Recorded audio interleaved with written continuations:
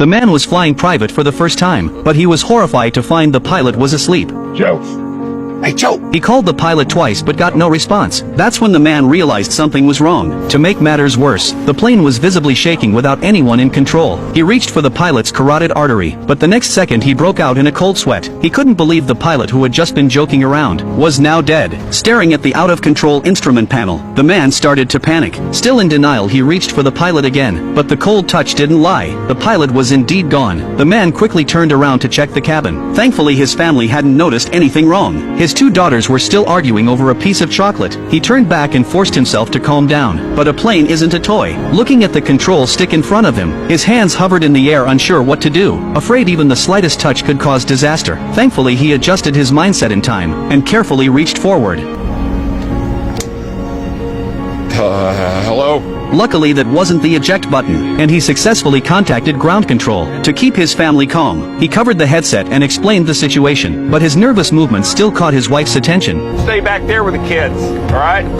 She unbuckled her seatbelt and ignored his attempts to stop her, walking straight into the cockpit. The moment she saw the scene, she was shocked. When she learned the pilot had no pulse, she instinctively tried to perform CPR, but just as she went to unbuckle his belt, the next second, the plane suddenly lost control and plunged toward the ground. The situation inside the cabin became critically dangerous, but just in time, the man managed to lift the pilot back into his seat, barely dodging death. The plane regained altitude and flew forward. With his daughter's help, they moved the pilot's body, while his wife took the co-pilot seat. Acting as a liaison with ground control, she encouraged her husband to believe in himself, but the real test was just beginning. Using the flight manual, his wife discovered the plane was still on autopilot, and they were now at 5,000 meters, still steadily climbing. If it stayed this way, they would eventually die from lack of oxygen. They had to turn off autopilot now, so the man could take full manual control. For his family's safety, he decisively turned off autopilot. Caution. Mom, what is that? Manual caution.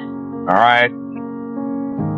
I turned it off. Then he pulled the yoke, and began to slowly descend. Luckily, the man had played flight simulator games before, so he quickly stabilized the aircraft, and gradually flew toward Miami Airport. Ma'am, you find me the longest and the widest runway you can. Soon the plane descended to 3,000 meters. The view outside was both dangerous and breathtaking, and the man was getting the hang of flying, but he never expected the plane was actually getting farther from Miami. Turns out, to avoid a major disaster, the control center had redirected them to a smaller airport. That way, even if something went wrong, the airline's losses would be minimized. Whoa, wait a minute. You're gonna hand me off to someone else?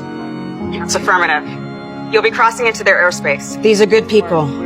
We've got you, okay? Hearing the voice on the radio, the man's face turned pale with anger, but things got even worse. A strong air current was heading straight for them. If they didn't land within 45 minutes, their chances of survival would be nearly zero. This turns into an FAA emergency to a Coast Guard recovery mission.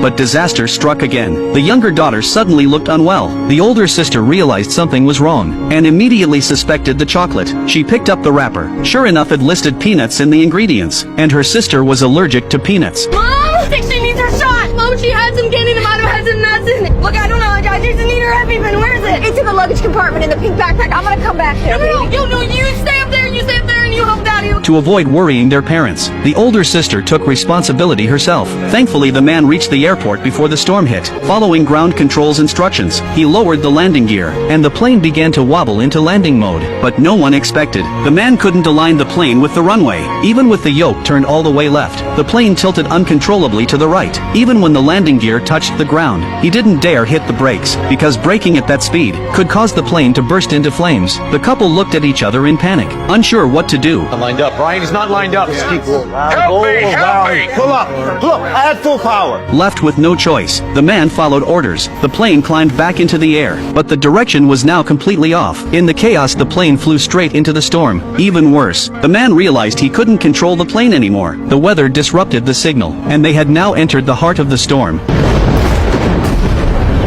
think we're done.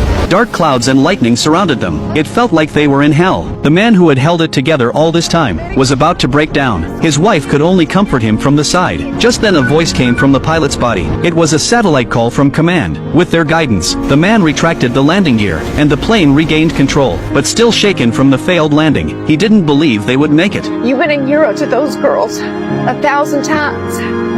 And I love you. And I believe you can do this. You can do it. Encouraged by his wife, he found his confidence again, and finally flew out of the storm. This time another pilot took over communications, providing more accurate instructions. The man returned to the small airport, and under the pilot's guidance, lowered the landing gear again and lined up with the runway. His wife held the phone to his ear, gave him a gentle kiss on the cheek, then went back to her daughters. Together they held hands and prayed for a miracle. Pull the yoke all the way back.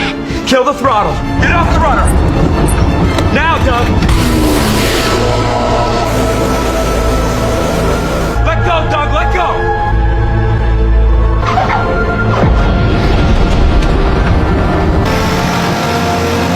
In the end, the plane made a successful emergency landing, and the entire family survived. The film was based on a true story that happened on Easter in 2009. Every character in the movie is still working in their original role today.